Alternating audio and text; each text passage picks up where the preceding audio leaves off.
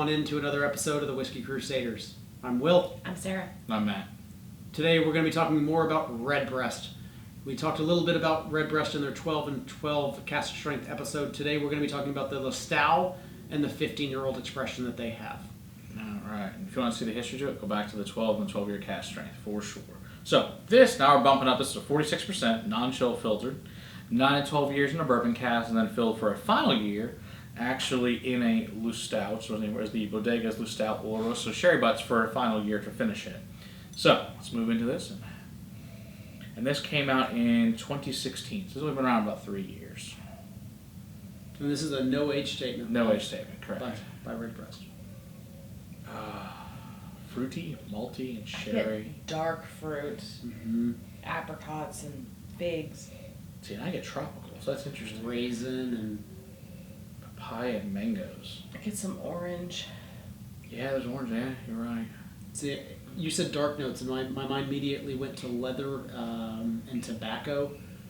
No, I said dark fruit. I get it, but dark notes, I went to...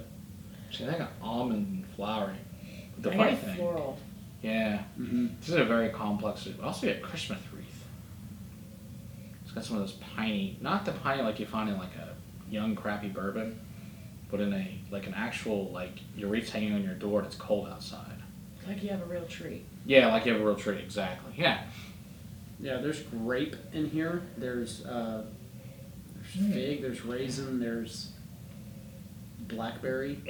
Get that sherry sweetness. Mm-hmm. It's very fruity. There's our herbal note to it as well. Maybe some dried leaves. Yeah. Very nice.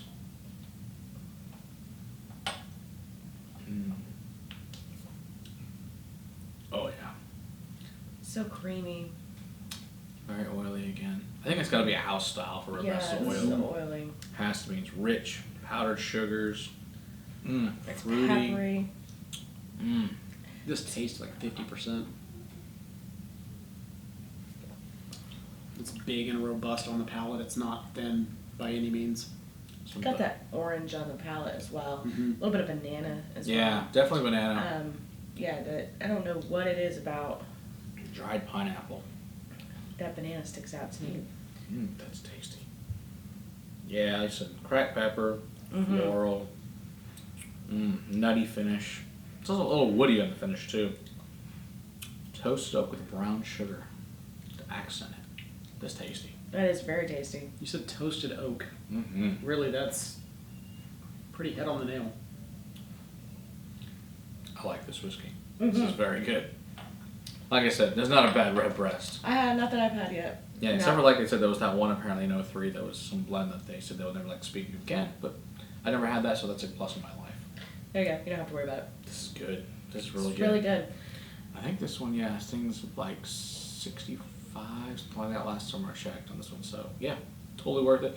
No age statement, but like I said, it's 9 to 12, but they don't. I'm sure more like it's probably a bunch of 9, more like, or they may throw some 3 in there. Who knows? But yeah, it's really good. Drop of water made the journey a lot more creamy.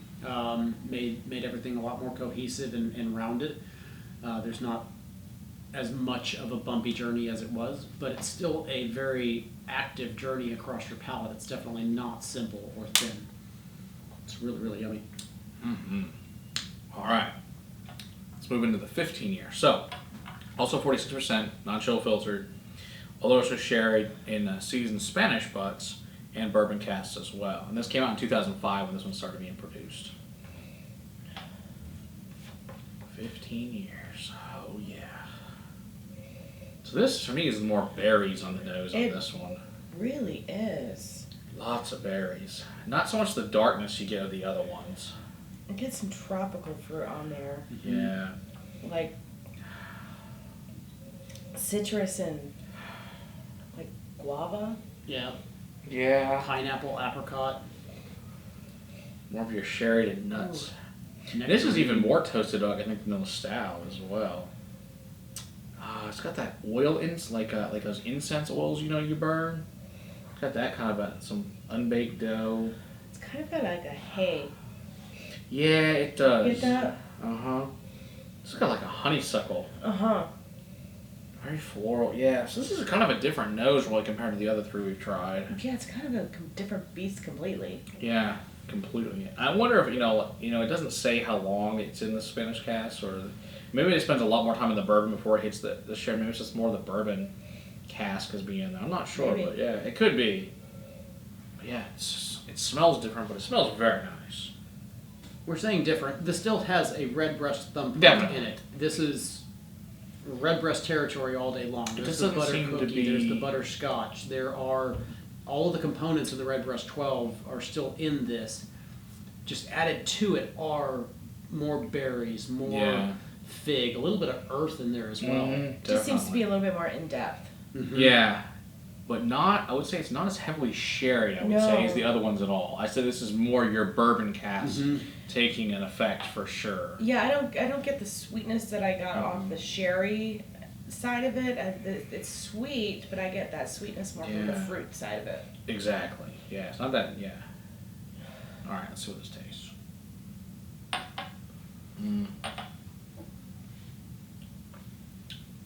Berries.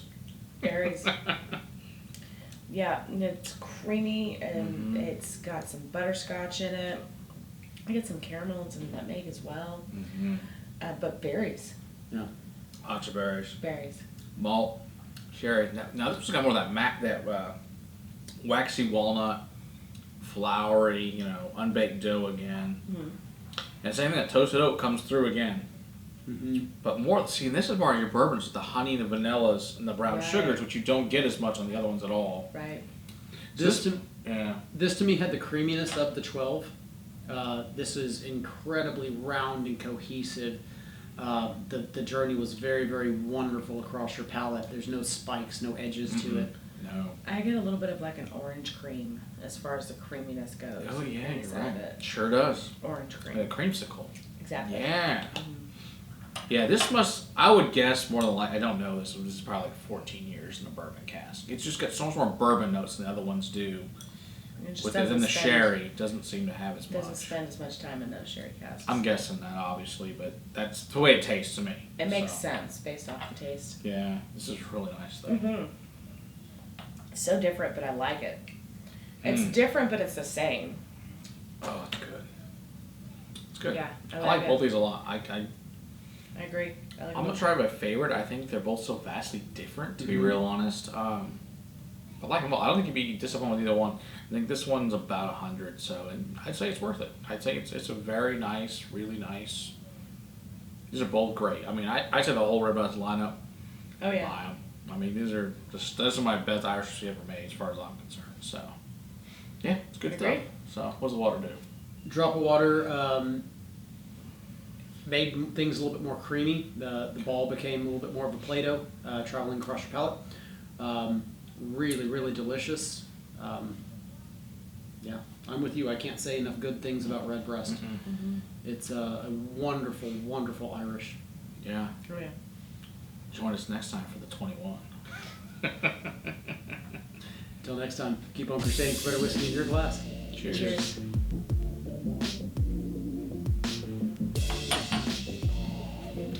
Next time, as in like 3 minutes from now. Yes. Exactly.